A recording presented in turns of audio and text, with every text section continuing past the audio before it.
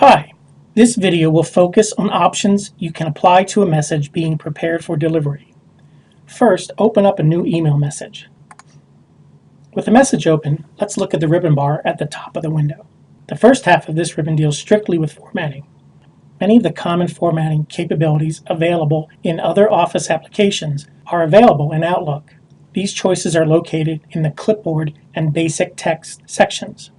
First, in the Clipboard section, are the standard cut, copy, and paste buttons.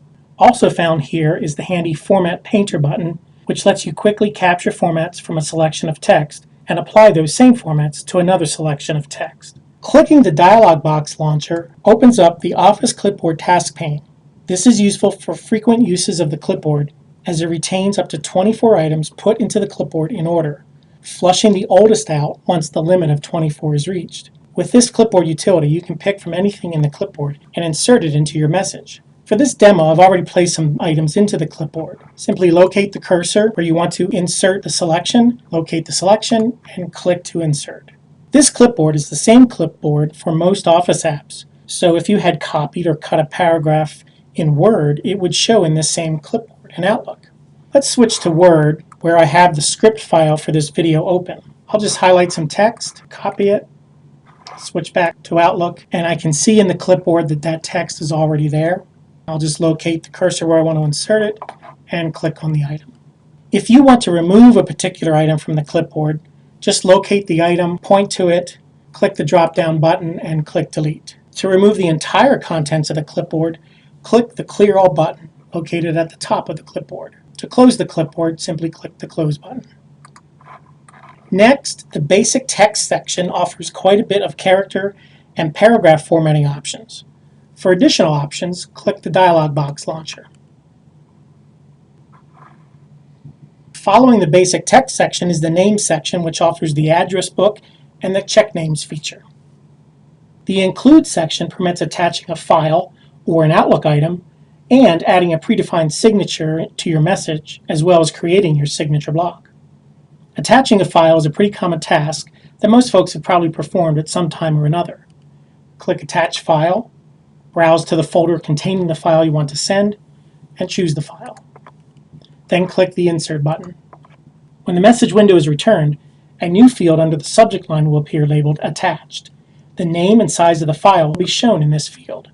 Attaching an Outlook item offers three choices. First, you can attach a business card. This is essentially contact information for any user in any of your address books. When you receive this type of attachment called a VCF file or virtual card file, you can easily add the VCF to your contacts list. Let's take a look at how this works. I'll add my own personal email as a vCard attachment. It's showing here at the top of this menu because I've added it previously. Simply click it, and you see in the attached line the name of the VCF file appears, and you see a business card showing my name and email address. Next, I'll send this to myself. While I wait for the message, I'm going to go to my contacts list and delete out that contact. I've now received the message. I can see the attachment. I simply right-click on this and click Add to Outlook Contacts. I can provide additional information or simply save and close.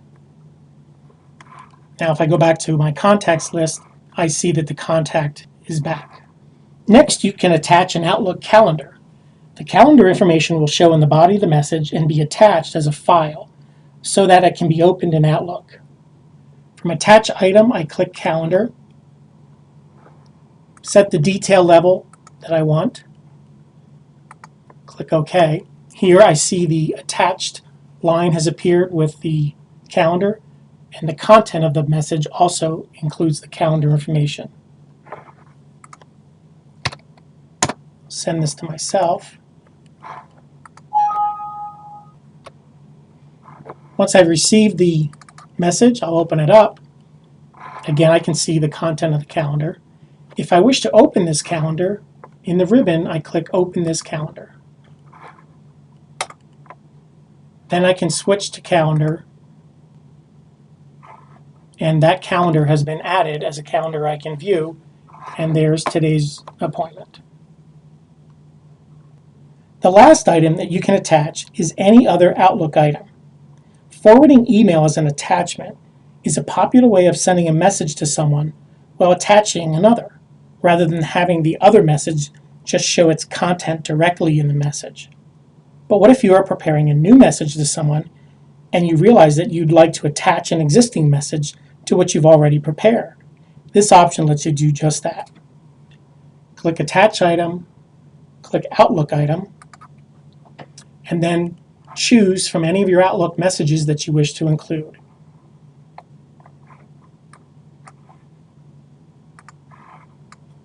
Click OK, and then in the attached line is the other message. The last item in the Include section is the signature. You can click from a list of user-defined signatures or manage and create signatures. Click the Signature button and then click Signatures. In the Signatures dialog box, first click New and assign your signature a name. The name can really be anything. Outlook permits multiple signatures to be created for use in different situations or perhaps with different customers. Try using a name that is descriptive of your signature. In this example, I've named my signature Regular Signature. Now click OK. Next, in the Edit Signature box, type and format your signature however you want it to appear. Finally, you need to decide how to apply the signature. Unlike GroupWise, Outlook does not have the feature where it will ask you if you want to include your signature after you click Send.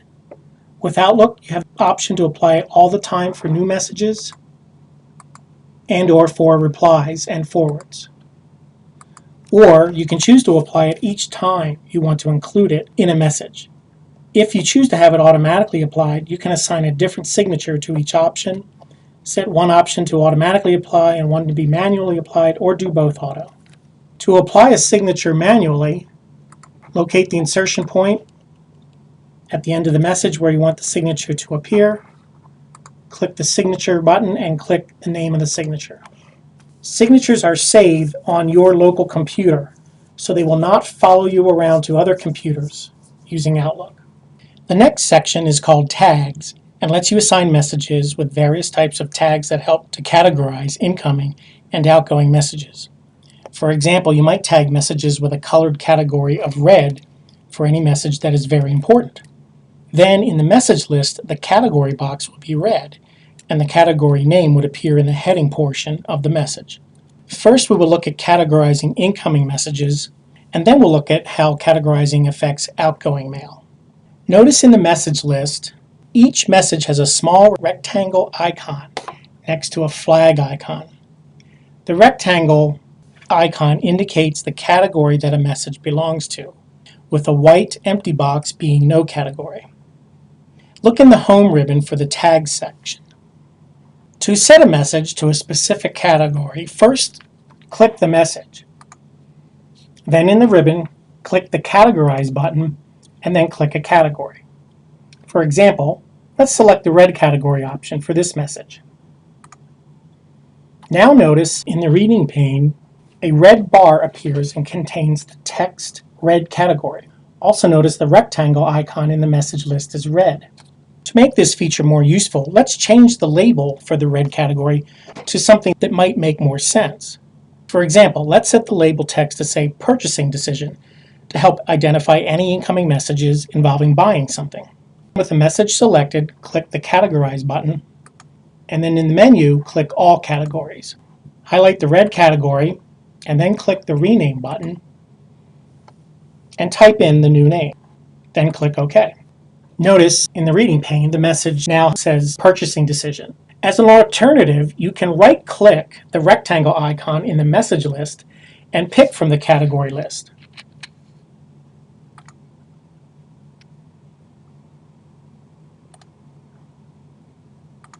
A final technique to this feature is called Quick Click. Let's say you anticipate sending a lot of messages to the Purchasing Decision category. First, we need to set the Quick Click color. Use either the Categorize button or right-click on the rectangle icon in the message list and click Set Quick Click. Choose a color to be set anytime that you click the rectangle icon. Now, by clicking the rectangle, I can quickly toggle between the red category of purchasing decision or no category. Now let's look at how categories affect outgoing messages. In this example, I'll send a message to myself. In the message window, I go to the tags, and at the very bottom of the dialog box, where it says categories, I click on the category I'm interested in, and then click close, and then send the message.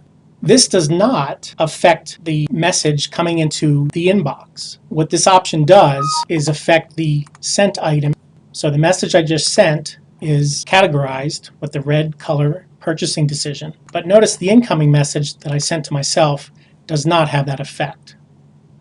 The next tag feature is called flagging. By applying a flag to a new message, when the message is sent, Outlook will also create a to-do item in your to-do bar and sets a reminder for you to follow up on the item. Once you've completed the item, you can mark it complete in Outlook. You can also assign a flag for the recipient of your message and set a reminder. In this example, I'll send a message and assign a reminder for myself for tomorrow. I've prepared my message. In the tags portion of the ribbon, I'm going to click on follow up, and I'm going to choose tomorrow. Notice in the message header the information that appears here indicating that I have set a follow-up flag. Now I'll send the message, and notice what happens over in the to-do list. There is the task that has been created. To view information about this reminder, right-click the task, click follow-up, and then click add reminder. Notice that by default the reminder is set for 8 a.m. tomorrow. You can change this here if you desire. You can also set this time up front when you're preparing a message. So when I get into the follow-up, I can choose custom or add reminder, choose the dates, and right here I can set the reminder date and time. Also in this dialog box, you can set a flag for recipients. The next tag feature is called importance. Messages are sent by default with normal importance. There is no indicator of a normal message except for the message itself. However, if you set high importance, a red exclamation mark will appear in the message list for that particular message. If you set low importance, a blue down arrow will appear in the message list for the particular message. These are visual clues to the relative importance of a message. As you're preparing the message, up in the tags area, choose from high or low importance. Again, if you don't choose an importance level, it will just be sent at normal importance. Here in my inbox, I have a message that was sent with high importance, and that's indicated by the red exclamation point. And this other message here was set with low importance, showing the blue down arrow. Notice in the ribbon bar, some sections include the dialog box launcher button. If you see this button, it indicates that the section has additional options that can only be set in the associated dialog box. Now we're going to look at some additional tags that can be applied to your messages in different situations. So from this message window, I'll click the dialog box launcher for tags. First, we're going to look at sensitivity. You'll first notice that the sensitivity is set to normal. Sensitivity acts as an advisory notice for the recipient to know how to treat the message content. Options include normal, which again is the default, personal, private, and confidential. Choosing sensitivity other than normal will indicate the sensitivity level in the heading portion of the message. Now, I've already sent myself some messages with these different sensitivities, so we'll just take a look at those and see how that setting affects the message. This first message was sent with personal sensitivity, and here in the message header I see the text, "Please treat this as personal." This one was sent with private, so we can see the effect again with that message. And this last one was sent with confidential, and we can see the effect of that option. You can send out an email with voting buttons. Recipients will be asked to choose from one of three choices: approve or reject, yes or no, or yes, no, maybe. Simply select Use Voting Buttons and choose from the options in this list, and then send out the message. When the message has been received, notice in the header portion the line that reads "Click here to vote." When you click it, you are given the options chosen when you applied the voting buttons. I'll click Approve. Then I'm prompted to edit the response or just to send it. For this, I'll go with the default response. Shortly after the response appears, and the vote will appear in the header portion of the message. Tracking options let you request a delivery receipt and/or a read receipt. The delivery receipt will be sent out once the message is successfully delivered. The read receipt, however, is handled a bit differently. When a message is sent with the read receipt option, the recipient is asked if they want to send out a read receipt when they open the message. If they choose no, then a read receipt is not sent out. Currently, there is no way to force a recipient to send a read receipt. These tracking options are the only way to receive this type of information in Outlook. To illustrate, I'll send myself a message with both options set, and then we'll see how Outlook handles the receipts.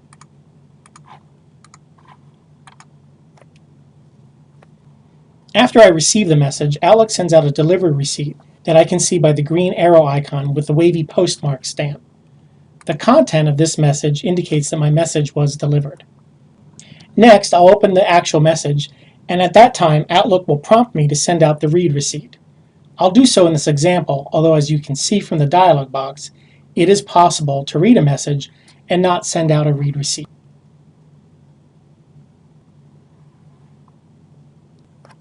Here is the read receipt. Next, we have delivery options. These options let you choose other contacts to receive replies to the message being prepared, delay delivery of the message, and expire the message. Use the Select Names button to choose another user to receive a reply. Note that with this option set, you will not receive the reply to this message. To delay delivery of an individual message, set the date and time you want Outlook to wait until the message is sent. Setting an expiration on a message causes the subject line of the message to become struck through and is a visual cue to the recipient that the message is no longer valid. Next, we move on to the Insert tab. The first part of this ribbon is the Include section, and it repeats the Include section on the message ribbon. Next, you find many of the items you can insert into documents and spreadsheets. The third tab is the Options tab. The Themes section is the first part of this ribbon. The Themes feature is a way to apply a set of predefined formatting to text and various objects that you can place in the body of a message. For example, different elements in a message will have different colors applied that are complementary to one another. In the Show Fields section, you can turn on the BCC and From fields. BCC is used to send a blind courtesy copy to a recipient. No one knows who has received a blind copy, even other blind copy recipients. The From line shows the sender's name directly above the To name in the message window. The next two sections, Tracking and More Options, simply replicate the choices found in the Properties dialog box accessed from the Tags dialog box launcher button in the message ribbon. The last two ribbon tabs, Format Text and Review, provide additional formatting capabilities and proofing and language tools respectively. Please feel free to take a look at the other Outlook videos, and if you run into any problems or have further questions, please contact the help desk at extension 2111. Thank you.